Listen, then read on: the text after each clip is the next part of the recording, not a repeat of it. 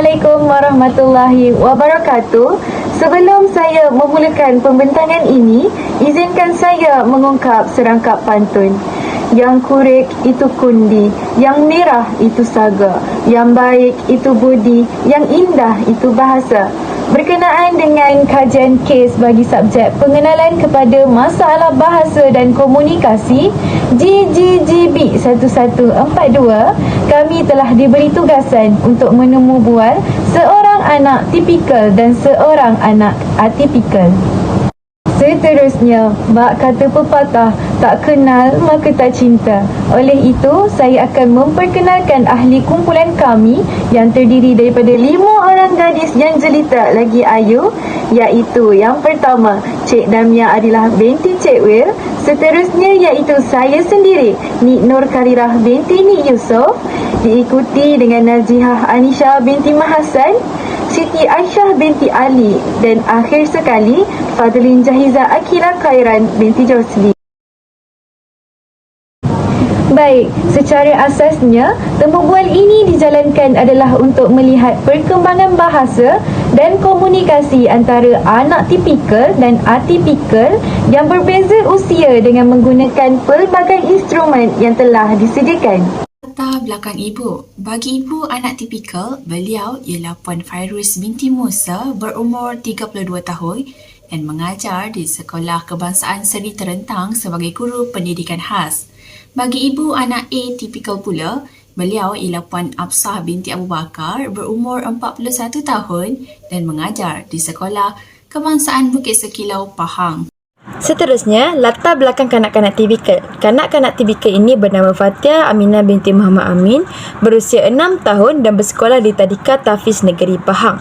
Bagi proses pemerolehan dan perkembangan bahasa kanak-kanak ini bermula seawal usia 7 bulan, di mana kanak-kanak ini mengalami fasa babbling. Pada usia 1 hingga 4 tahun pula, kanak-kanak ini boleh menuturkan perkataan yang ringkas dan ayat yang pendek. Walau bagaimanapun, kanak-kanak ini mengalami masalah pelat. Sebagai contoh, Ami, Andi merujuk kepada Mami, Mandi. Pada usia 5 tahun hingga 6 tahun pula, kanak-kanak ini tidak lagi mengalami masalah pelat dan sudah boleh menuturkan ayat yang lebih kompleks dan perkataan-perkataan yang lebih panjang. Sebagai contoh, Mami, Nana suka makan nasi lemak. Boleh Mami masakkan? Seterusnya, kaedah yang diguna pakai oleh ibu bapa kanak-kanak ini untuk mendorong kanak-kanak ini berkomunikasi, yang pertama adalah dengan menggalakkan kanak-kanak berbual dengan orang sekeliling, dan penggunaan bahasa yang standard apabila berbual dengan kanak-kanak ini adalah sangat penting untuk mengurangkan masalah pelat kanak-kanak ini. Sebagai contoh, Nana nak makan nasi berbanding Nana nak akan nasi. Dan seterusnya, seawal usia 4 tahun, kanak-kanak ini sudah dihantar ke sekolah untuk berkomunikasi dan bersosial. Dan sebab tu di rumah, ibu bapa kanak-kanak ini memperbanyakkan aktiviti-aktiviti seperti aktiviti nyanyian dan aktiviti penceritaan. Menerusi aktiviti nyanyian dan penceritaan ini, kanak-kanak ini boleh memperoleh lebih banyak perkataan-perkataan baru yang mana kanak-kanak ini boleh aplikasikan dalam kehidupan seharian.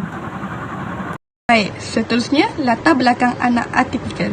Anak atipikal ini bernama Rabiatu Umairah binti Muhammad Rudi dan berusia 11 tahun serta bersekolah di The Nation Autism Society of Malaysia atau lebih dikenali sebagai NASOM.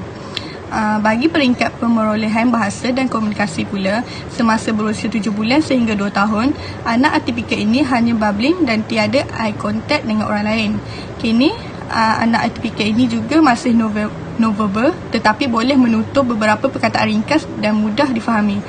Contohnya, Mama makan. Seterusnya, untuk peringkat intervensi, iaitu semasa berusia 2 hingga 3 tahun, ia mula mendapat rawatan di klinik melalui saringan, iaitu The Modified Checklist for Autism in Toddler Revised atau lebih dikenali sebagai MCHAT. Selain itu, Umairah turut mendapat surat rujukan ke klinik pakar kanak-kanak HTAA. Oleh itu, semasa berusia 4 tahun, anak atipikal ini telah didiagnosis di Hospital Tengku Ampul Afzan, Kuantan, Pahang. Semasa berusia 4 tahun sehingga kini, Umairah telah menjalani beberapa terapi seperti speech terapi, terapi audiologi dan terapi pemulihan cara kerja di klinik Paya Besar. Antara terapi kendiri yang dilakukan oleh ibu bapa kepada anak atipikal ini ialah dengan mengajaknya berbual walaupun tiada respon, menghantar ke sekolah iaitu NESM dan memperbanyakkan aktiviti seperti menyanyi dan mewarna bagi meningkatkan lagi perkembangan kognitifnya. Berdasarkan kajian yang dilakukan, kami telah mendapati beberapa perbezaan antara anak tipikal dan atipikal.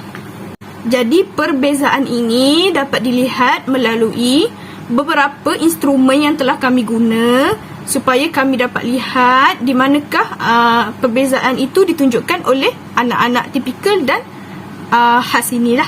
Jom kita lihat bagi instrumen yang pertama, iaitu kita jalankan sesi soal jawab bersama mereka.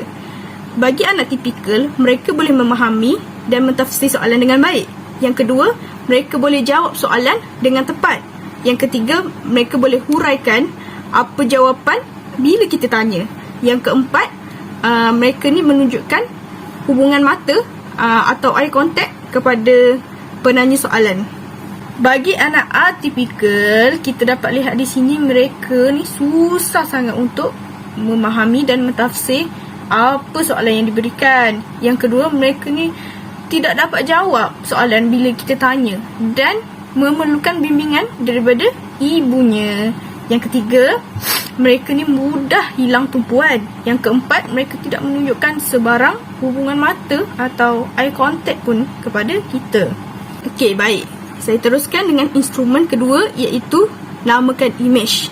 Bagi anak tipikal, mereka boleh kenal apa objek yang kita tunjuk dan mereka boleh namakan image tersebut. Yang kedua, mereka dapat huraikan apa kefusian image yang kita tunjuk itulah. Yang ketiga, mereka dapat sebut dan mereka dapat membezakan warna dalam image tersebut.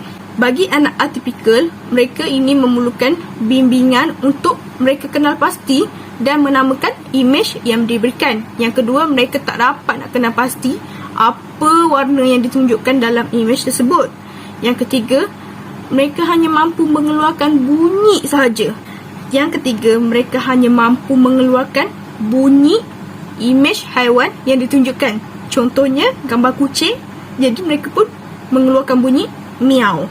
Walaupun mereka dapat membunyikan bunyi haiwan yang ditunjukkan, tetapi mereka tidak tahu apa jenis atau nama haiwan yang diberikan. Seterusnya, kita akan melihat bagi instrumen yang ketiga pula, iaitu menyebut perkataan. Bagi anak tipikal, mereka boleh ikut sebutan perkataan dengan betul dan jelas. Yang kedua, mereka ni boleh ikut suku kata perkataan yang panjang. Bagi anak tipikal, mereka boleh ikut apa sebutan yang diberikan, tetapi mereka tak boleh sebut dengan jelas, iaitu pelat. Yang kedua, mereka susah untuk ikut suku kata perkataan yang panjang walaupun dah dibantu oleh ibu bapa mereka. Hai Nana. Hai Nana boleh tak Kak Mia nak sebut perkataan tapi Nana ikut Kak Mia sebut boleh? Boleh tak? Boleh. Okey, yang pertama Kak Mia nak Nana sebut manusia. Cuba Nana sebut. Manusia. Okay, one. Yeah, very good. Okay, number 2. Okay, Kak Mia nak Nana sebut bayang-bayang. Bayang-bayang. Very good. Okay, next. Number 3. Cuba Nana sebut penyakit. Penyakit. Bagus. Okay, sekarang Kak Mia nak Nana sebut kekacang. Boleh? Kekacang. Very good. Pandai. Okay, last kali Kak Mia nak Nana sebut suasana. Suasana. Oh, suasana. Suasana. Pandai. Cuba ikut kakak sebut. Okey, perkataan pertama kakak Mia nak Umairah sebut abah. Abah. Cuba sebut. Pandai. Very good. Okey, cuba sebut Umi. Umi. Bagus. Okey, cuba sebut kapal terbang.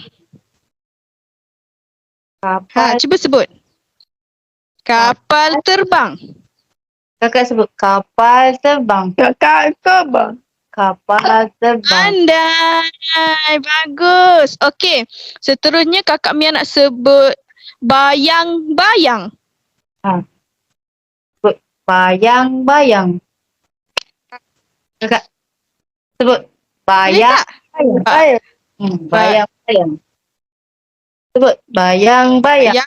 Boleh. Bayang-bayang. Kakak. Okey, tak apa. Cuba sebut, okey, perkataan terakhir cuba sebut kereta. Okay, kakak sebut kereta. Sebut kakak kereta. Kereta. Sebut kan? Umairah. Kakak. Sebut kereta. Kereta. Kakak. Kereta. Pandai. Okey, good job Umairah. Terima kasih. Sebenarnya, hasil temu bual yang dijalankan, kami mendapati terdapat perbezaan tahap penguasaan bahasa dan komunikasi antara anak-anak tipikal dan atypical. Walaupun umur anak tipikal lebih muda, tetapi ianya menunjukkan perkembangan bahasa yang lebih baik berbanding anak atypical.